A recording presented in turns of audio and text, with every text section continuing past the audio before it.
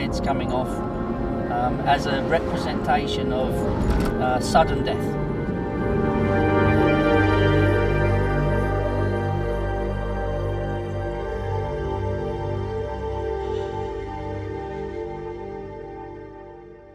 '97 was a long time ago, but basically I was photographing for the Daily Mail people who claimed to have some degree of psychic powers. And it was quite interesting because this meant me travelling all over the country and photographing some people who I regarded didn't have psychic powers. In fact, to be truthful, I believe the vast majority of them didn't. But one of the people who I did photograph was Chris Robinson. That's when I came into contact with Chris. Chris was quite a well-known psychic at the time. He'd had a few dreams about the IRA and so on, and I was asked to go along and interview him to accompany an article which Drew Gardner was taking photographs for. Claire Pillinger had phoned me up and said could she come and interview me, and one of the reasons that she wanted to come was that Princess Diana had made some kind of announcement previously about saying 3 things that would shock the world, and could I perhaps, dream what those things might be. I dreamt of a photograph, and the photograph is one that I have of my grandparents, and in that photograph there is my grandmother and grandfather on my mother's side standing outside their bungalow in Wales. In the picture, they're standing next to a car. The car exploded, or at least the engine did. The cylinder heads blew off the back of the engine. I think 3 of them.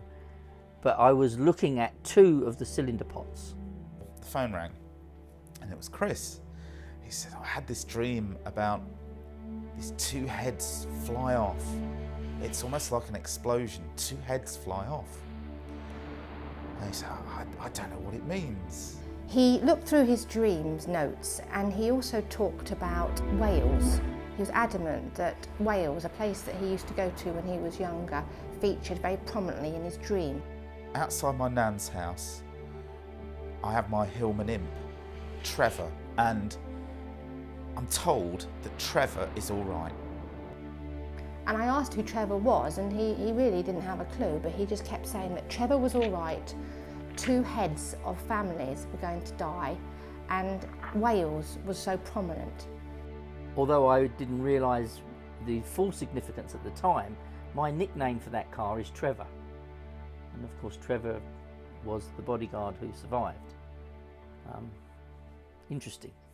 Dreams are very, very convoluted.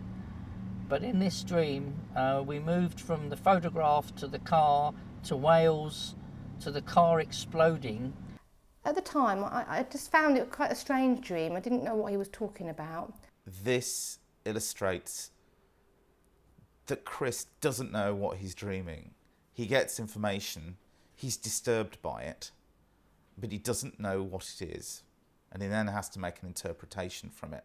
Sometimes you can get a clear line and you can say, hey Christopher, it's so-and-so, and other times you can only get a visual communication with me, so you show me things that are from my own memory, you trigger my memory. At other times, you can try and tell me something and I don't make any sense of it at all. I found it quite scary, to be honest. In fact, I find meeting Chris quite a scary experience. Really, because I think that he genuinely does predict what could happen. It's interesting to me. In my mind, Chris was definitely sent some information which made him agitated, very agitated, but he didn't know what it was. He knew something was going to happen, but as I say, what could he do to stop it? On the Saturday night, which was like the night virtually the night it happened, I spoke to Claire again and told her that whatever this was, it was going to happen. We finished the phone call, we said, wow, isn't that amazing, what could it be? And then we woke up next morning, Princess Diana and Dodie were dead.